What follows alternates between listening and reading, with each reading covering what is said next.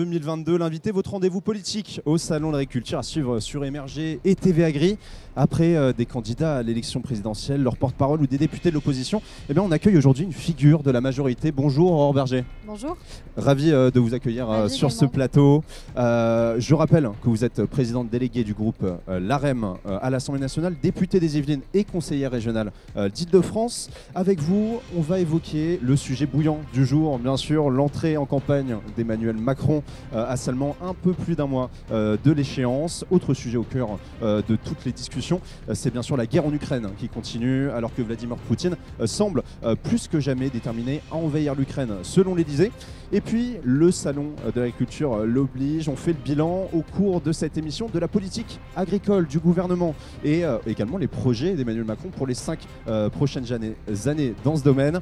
Réagissez bien sûr tout au long de cette émission avec le hashtag 2022 l'invité. On est parti pour 2022 l'invité avec Aurore Berger.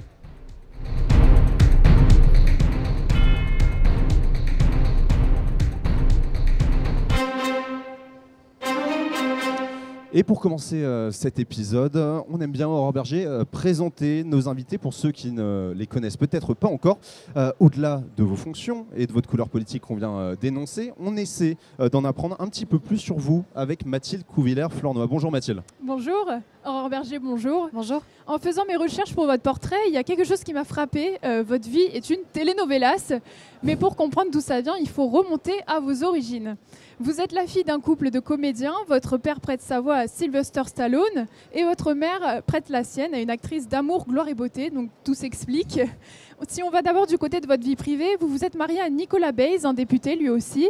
D'ailleurs, vos témoins à votre mariage, c'était Roselyne Bachelot et Pierre Moscovici, la classe. Malheureusement, dans toutes les telenovelas, les relations se font et se défont. En 2015, c'est fini entre vous. Et en 2021, votre ex-mari se remet en couple et va rechercher dans votre entourage, puisqu'il s'agit d'Agnès Pannier-Runacher, la ministre déléguée en charge de l'industrie. Côté politique, à 16 ans, vous savez déjà ce que vous voulez. Vous adhérez au parti de l'UMP. Enfin, la certitude, c'est pas trop votre truc, puisque vous prêtez allégeance à peu près toutes les personnalités politiques des Républicains. D'abord Fillon, Sarkozy, ensuite Juppé. Vous savez comment on appelle ça en telenovelas ? Una veleta. Vous savez ce que ça veut dire, Bastien ? Absolument pas, c'est de l'espagnol. Oui, c'est de l'espagnol, ça veut dire girouette en espagnol. Et puis en 2016, vous vous ralliez, mais en cachette, à Emmanuel Macron, parce que lui, pour le coup, et vous l'avez bien flairé, c'était le futur vainqueur de 2017. Vous aimez ça, les dramas Aurore Berger, non ?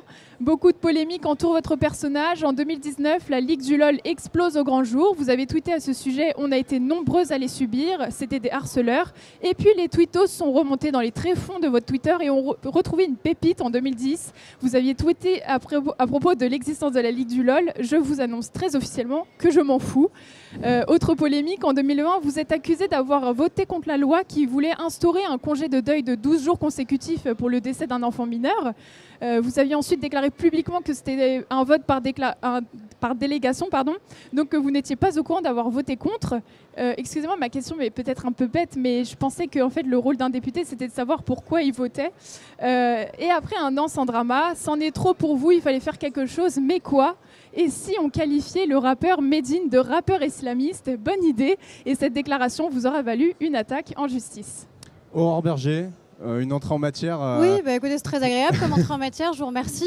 Voilà. En tout cas, je vous remercie d'avoir lu une fiche Wikipédia. N'hésitez pas surtout éventuellement à regarder un peu plus d'autres sources qui existent. Alors effectivement, il y a énormément de sources que j'ai consultées. Il y a Le Monde, Le Figaro, enfin tout ça, c'est pas du tout Wikipédia. Non, mais on peut éventuellement, quand on a des hommes ou des femmes politiques en interview, leur parler de leurs convictions, plutôt que de leur rappeler leur vie privée, qui en vérité ne regarde à mon avis pas grand monde. Surtout quand c'est la vie privée on va avoir passée, l'occasion de parler des convictions dans les trois mais parties surtout qui parler vont de convictions. Donc je ne sais pas ce que vient faire la Ligue du LOL sur une interview sur TV Agri. Si vous voulez par contre qu'on parle de mon engagement sur la question des droits des femmes et sur le fait qu'en effet je ne laisse pas passer quand on a un rappeur qui est en effet pour moi un rappeur islamiste et qui a considéré après les attentats du Bataclan qu'il était de bon ton d'aller y chanter du rap dans lequel il insultait, je cite, les laïcards en disant qu'il allait crucifier les laïcards. Pardonnez-moi en effet d'avoir des convictions sur ces sujets, de les assumer. Et pour cela, ça m'a valu non seulement une plainte qu'il a annoncée, mais surtout des menaces de mort. Donc je pense que vous auriez peut-être pu aussi considérer que justement les insultes ou les menaces envers les élus étaient un grave problème dans notre vie démocratique et que ça ne prête pas particulièrement à rire. Aurore Bergé, donc c'était le portrait éditorialisé de Mathilde Couvillard-Flornoy. On a, je vous rassure, l'occasion de parler de toutes vos convictions politiques dans la suite. Merci Mathilde pour ce portrait que visiblement Aurore Bergé se souviendra pendant un petit moment. Merci Mathilde. Merci.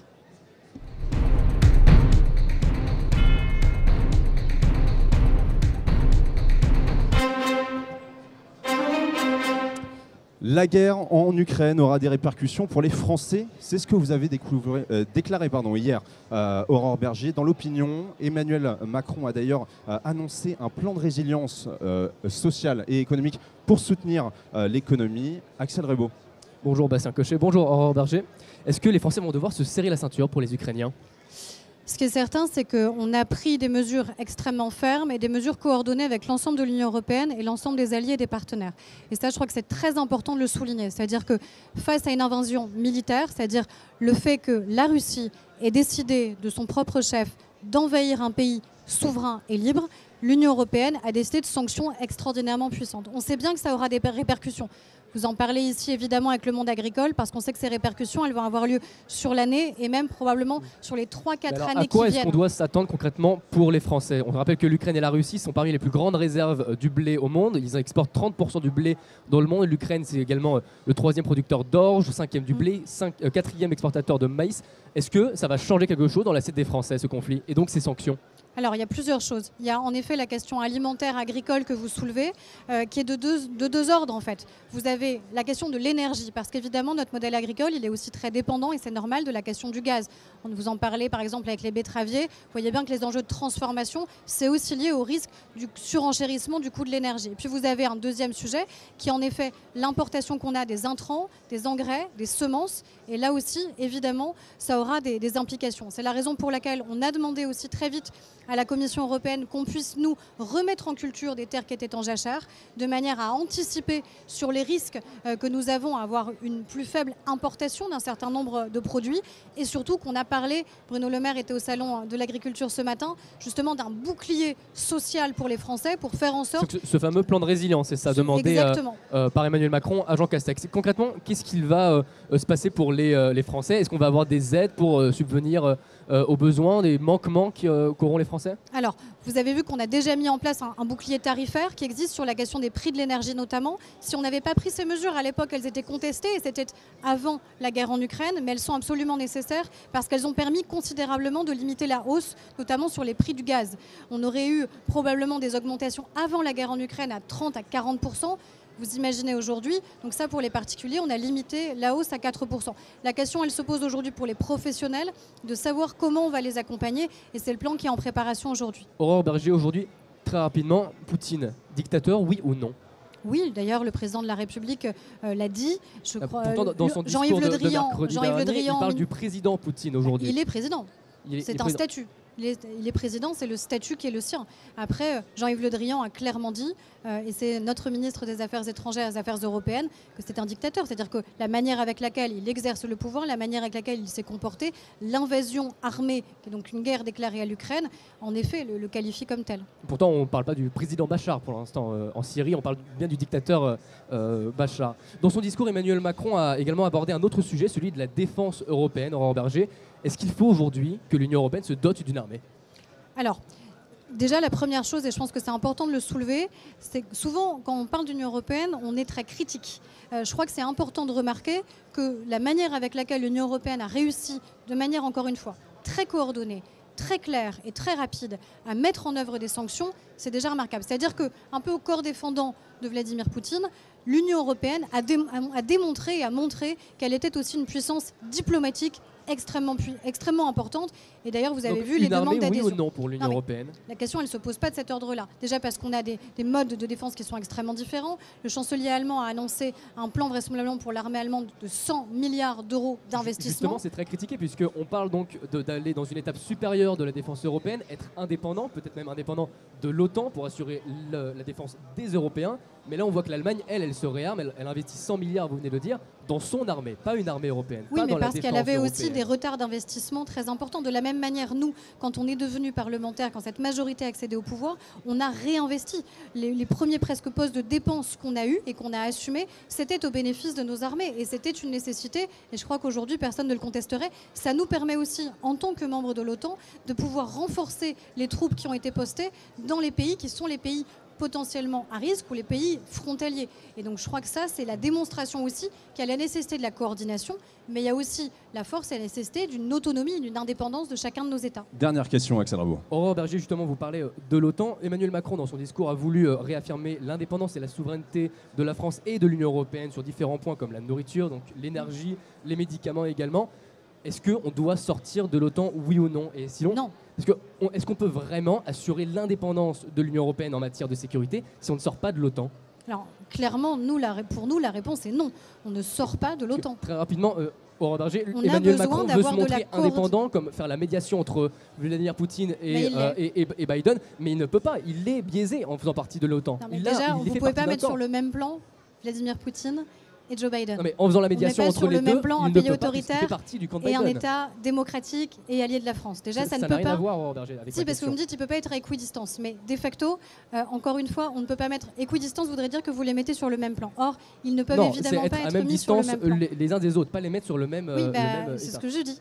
On ne peut pas mettre à équidistance et mettre sur le même plan deux États qui sont des États différents, avec en effet un État qui est un État démocratique allié de la France, qui est les États-Unis. Et je crois que certains, je pense à Jean-Luc Mélenchon, qui justement tient ce discours-là, qui est de dire qu'on met un signe égal entre les deux, c'est évidemment, à mon avis, une contre-vérité et surtout un risque important. Donc on a la nécessité d'avoir une autonomie, une indépendance, mais encore une fois, elle n'est pas biaisée parce qu'on a des alliés qui sont des alliés stratégiques. Merci Aurore Berger. Merci Aurore Berger, merci Axel Rabault.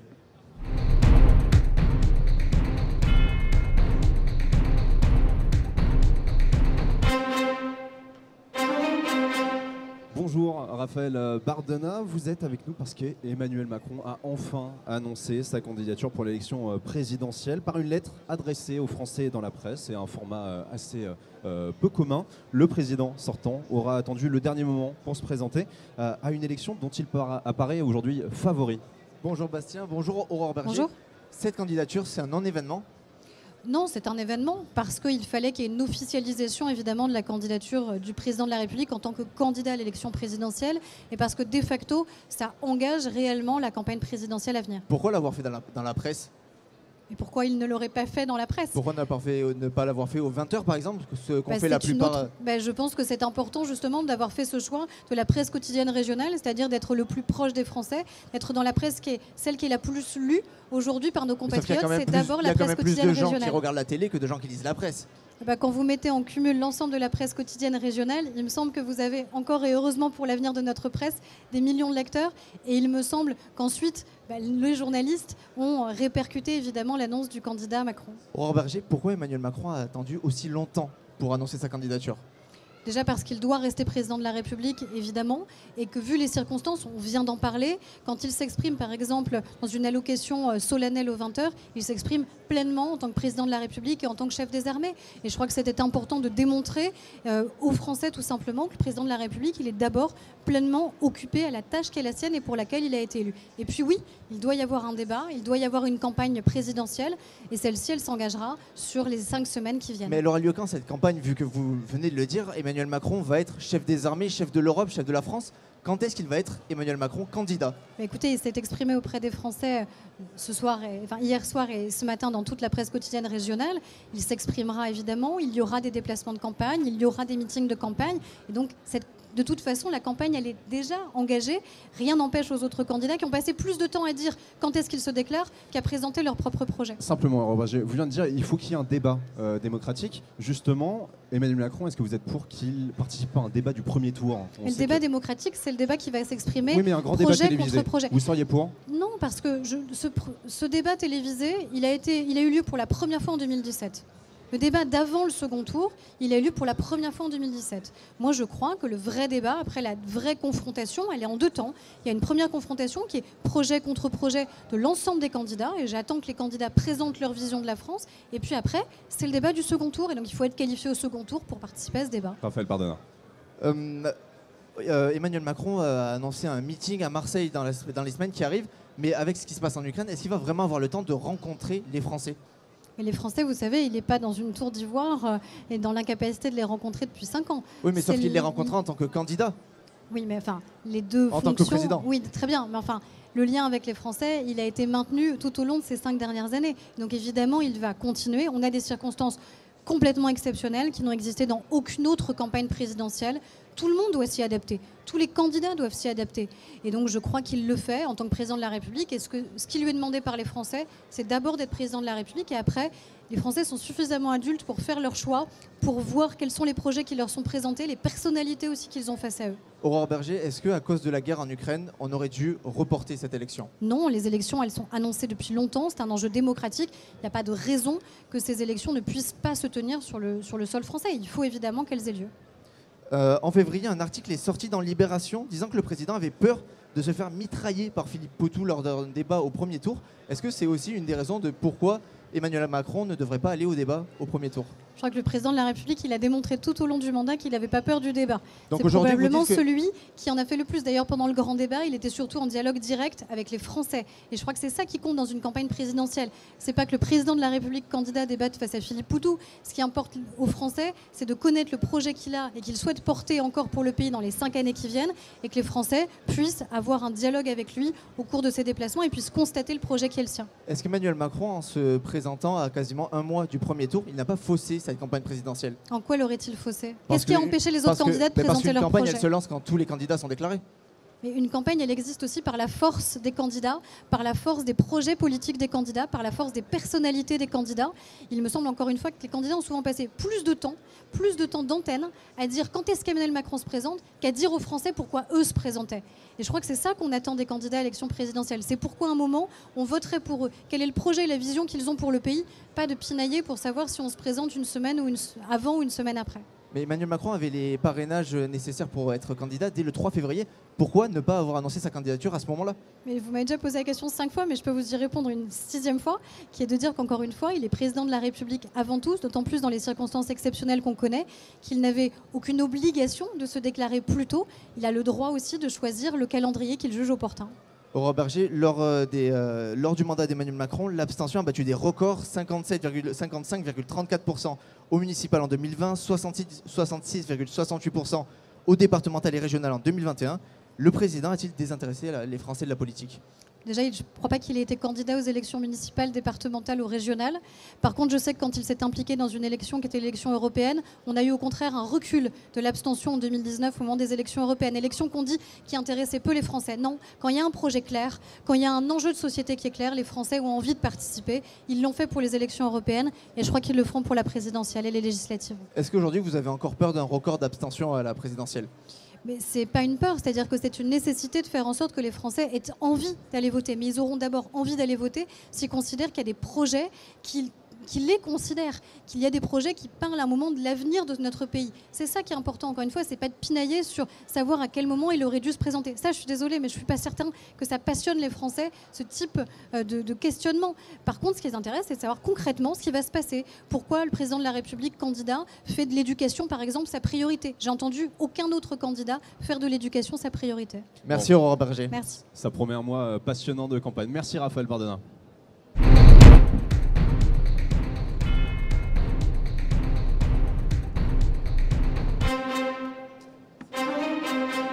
Samedi dernier, Emmanuel Macron a inauguré ce 58e salon de l'agriculture, une visite express en raison du contexte international. Il aurait normalement dû arpenter les allées du salon toute la journée à la rencontre des agriculteurs et il aurait ainsi pu défendre son bilan agricole. On fait justement le point sur ce bilan et sur l'avenir que prévoit Emmanuel Macron à l'agriculture française. Bonjour Manon Boulangis. Bonjour Bastien Cochet, bonjour Aurore Berger. Bonjour. Le malaise agricole, il existe toujours aujourd'hui ? Je crois qu'il y a une inquiétude évidemment qui existe toujours. Je crois que la première préoccupation des agriculteurs, c'est d'abord la rémunération tout simplement, parce que quand on parle ensuite de tous les autres sujets, ils sont liés à ce sujet principal qui est la rémunération. Et là-dessus, alors je pense qu'on peut parler même plus que d'une inquiétude, c'est un véritable malaise, puisqu'aujourd'hui c'est une profession où il y a beaucoup de suicides, où on sait que près d'un ménage agricole sur 5 vit sous le seuil de pauvreté. Qu'est-ce qui a changé en 5 ans ? C'est ce que je vous dis. La première préoccupation, en effet, c'est la question de la rémunération. Tout ce qu'on peut dire ensuite sur la question du foncier, sur la question de l'installation des jeunes agriculteurs notamment, c'est d'abord, évidemment, la nécessité d'une juste rémunération. C'est ce qu'on a fait avec la loi de protection de la rémunération des agriculteurs, qu'on appelle Egalim 2. On a les négociations commerciales qui se sont achevées cette semaine, avec pour la première fois, et c'est très important de le dire, une augmentation de la rémunération et de l'achat des matières premières agricoles. Plus Alors 3%, alors qu'avant, on était systématiquement en déflation. Avant la loi Egalim 2, il y a eu la loi Egalim, tout simplement, promulguée en 2018. Pourquoi ça a été un échec, cette loi ? Je crois qu'elle n'a pas été un échec, elle n'a pas été suffisante et c'est la raison pour laquelle on a appris de cette loi et qu'on a assumé de faire une autre loi et qu'on est venu en complément. Mais la loi Egalim... Il n'y a pas eu assez d'écoute au départ des agriculteurs ? Non, parce qu'on avait les états généraux de l'alimentation et dans les états généraux de l'alimentation, on avait évidemment l'ensemble des professions agricoles et l'ensemble des filières qui étaient représentées. Mais on n'avait pas mis assez de contraintes, en vérité, dans la première loi, parce qu'on a d'abord parié, en vérité, sur la structuration des filières et sur une possibilité à un moment de laisser plus de liberté. Et on a réinjecté de la contrainte. Et la contrainte qu'on a mise, elle est maintenant dans la loi. La matière première agricole ne se négocie plus. Et c'est ce qui a permis d'avoir, encore une fois, une augmentation, là, de manière très claire, de l'achat de la matière première agricole. Vous en avez parlé, Aurore Berger. Les négociations entre les distributeurs et leurs fournisseurs avaient encore lieu cette semaine. Le 25 février, 20% de contrats en moins ont été signés par rapport aux années précédentes. En cause, la complexité du processus à cause donc de cette loi Egalim 2. Est-ce qu'elle ne montre pas déjà un peu ses faiblesses ? Mais je crois qu'encore une fois, grâce à cette loi, pour la première fois, on sort de la déflation. Année après année, on payait moins cher la matière première agricole. Pour la première fois, la matière première agricole a été sanctuarisée. Alors oui, c'est un nouveau mécanisme. Oui, évidemment, c'est la première année, vous le dites vous-même, de mise en place. Donc ça prend du temps et on avait des délais assez courts en vérité de mise en place. Le médiateur a aussi été saisi sur un certain nombre de cas. Donc je pense qu'on va pouvoir continuer et aller plus loin. Mais je pense qu'on a remis de la contrainte. On a remis de la contrainte sur les distributeurs. On a assumé de dire que dans la guerre des prix qui se livrait, eh bien oui, il fallait assumer de dire aux Français que l'alimentation, elle avait un coût et donc un prix et qu'on ne pouvait pas en permanence négocier sur le dos des agriculteurs. Aurore Berger, en 2017, Emmanuel Macron, dans un discours au marché de Rungis, avait annoncé vouloir repenser collectivement une nouvelle France agricole et notamment d'arrêter des productions, qu'il s'agisse de la volaille ou du porc, qui ne correspondent plus à nos goûts, à nos besoins. Aujourd'hui, Emmanuel Macron change de cap ? Non, je ne crois pas. C'est-à-dire qu'évidemment, il faut qu'on accompagne nos agriculteurs sur la transformation de leur modèle agricole. C'était tout le discours qu'on a porté au moment de la campagne en 2017. Et c'est ce qu'on a fait. Alors concrètement, ça veut dire quoi ? Ça veut dire accompagner les filières. Ça veut dire ce qu'on fait dans le plan de relance quand on met de l'argent très concrètement sur justement la structuration de ces filières et leur accompagnement, que ce soit aussi la modernisation par exemple de nos abattoirs, la question du bien-être animal. En gros, c'est de dire on ne fait pas sans les agriculteurs. On fait avec les agriculteurs, mais on doit en effet les accompagner pour que les demandes qui sont les demandes des citoyens correspondent aussi aux demandes des consommateurs, ce qui n'est pas toujours la même chose. Mais c'est quoi l'objectif exactement aujourd'hui ? Est-ce que c'est de retrouver par exemple le rang de deuxième exportateur mondial qu'on avait auparavant ? Notre objectif, c'est déjà l'enjeu de notre propre souveraineté alimentaire. Et on voit bien là dans les défis qu'on a évoqués avant avec la guerre en Ukraine, qu'on a d'abord cette première question qui est absolument essentielle. Parce qu'ensuite, quel rang on peut tenir si déjà on n'assure pas et on n'assume pas notre propre souveraineté alimentaire. Donc ça, c'est le premier point. La question, c'est celle de la transmission aussi. On voit bien évidemment qu'on a un risque, on l'a vu, on a une réduction du nombre d'agriculteurs dans notre pays de manière structurelle ces dizaines d'années. Il y a eu une disparition de 100 000 exploitations en 10 ans. D'où la nécessité aussi d'assumer la question, de vous revoir peut-être le modèle de fermage, de l'accompagner différemment, la question évidemment de la transmission. Mais est-ce qu'on est capable aujourd'hui de retrouver le rang qu'on avait avant ? Mais dans les années 90. Je crois qu'on en est tout à fait capable, parce qu'on a l'une des meilleures agricultures au monde, on a l'un des meilleurs modèles alimentaires au monde, et ça on en est fiers. Et donc il faut évidemment qu'ensuite on accompagne ce modèle, qu'on accompagne cette transformation, parce qu'on a des demandes citoyennes qu'il faut entendre, mais il faut aussi, il faut le dire aux Français, que les demandes citoyennes correspondent aussi aux actes d'achat des consommateurs, ce qui n'est là encore pas toujours le cas. Alors pour ces modèles d'agriculture, il y a évidemment des normes. Aujourd'hui, les agriculteurs souhaitent aussi l'instauration de clauses miroirs afin de cesser donc d'importer ce qu'on ne veut pas nous-mêmes chez nous. Ça, il faut absolument le faire. C'est le prochain défi aussi d'Emmanuel Macron. Et ils ont évidemment raison. Il n'y aurait rien de pire qu'on mette en place en France des normes qui seraient plus contraignantes pour nos agriculteurs, pour peut-être de bonnes raisons, mais qu'à la fin, les consommateurs, par leurs actes d'achat, importent des produits qui seraient moins bons tout simplement pour notre alimentation, pour notre santé. Donc les agriculteurs, c'est une totale cohérence. On a besoin évidemment d'avancer sur les clauses miroirs. Merci Aurore Berger.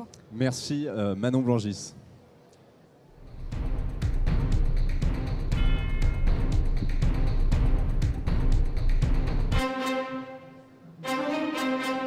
C'est déjà la fin de ce 7e numéro de 2022. L'invité, on vient de parler longuement d'agriculture. Vous aurez l'occasion de continuer dans les allées du salon. Je n'en doute pas, vous étiez d'abord d'ailleurs là les jours précédents au salon de l'agriculture. Merci en tout cas, Aurore Berger, d'être venu sur notre plateau, d'avoir accepté notre invitation. Merci à vous de nous avoir regardé également. Je rappelle, Aurore Berger, que vous êtes présidente déléguée du groupe l'AREM à l'Assemblée nationale, conseillère régionale d'Île-de-France. C'est pour ça que vous êtes allée un petit peu sur les stands. Et surtout députée des Yvelines, qui est une terre aussi agricole, parce qu'il y a encore des agriculteurs en Île-de-France. Et députée des Yvelines, peut-être soit pendant encore quelques mois, soit pour 5 années à venir, on verra pour la législation. Demain, retour à la normale, puisque vous avez rendez-vous à 9h30 pour ce nouveau numéro de 2022, l'invité. Mais restez avec nous encore, hein, parce qu'on a une émission juste après. On est encore ensemble pendant 1h30. C'est À Travers Champs, votre rendez-vous quotidien sur l'agriculture, votre tour